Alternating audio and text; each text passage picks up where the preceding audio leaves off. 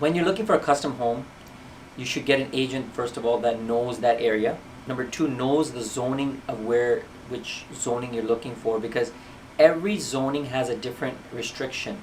So when you're buying a home, a tear down, or a land, you should know the restrictions by the city. You should get it reviewed by the lawyer if there's any easements, to make sure that there's no negativity for you and no restrictions, further restrictions for you.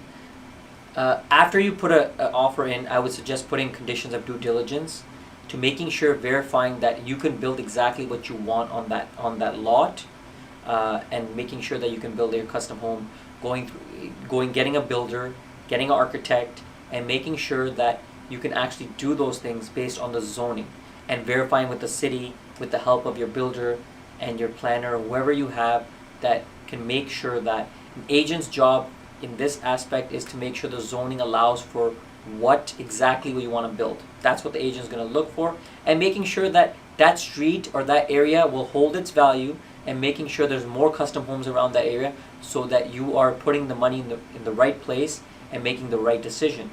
When you're building a home, if you're building in GTA, just making sure that there's municipal water, electricity, hydro, sewer, and if you're making sure that's all there. If it's not on your property, it's very expensive to drag it out from the street to your property.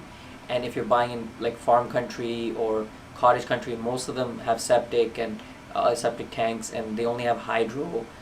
So you got to make sure the costs involved to bring in all the power and electricity and municipal services to that property is very important. Making sure there's no creeks, making sure there's no restrictions, there's no green belt. There's a lot of things to look for, and these are the things that you need to review by a lawyer. Any easements on the property, Bell has easements. If there's something with the internet, creeks, there's always setbacks if it's a corner house. So there's a lot of things you have to look for.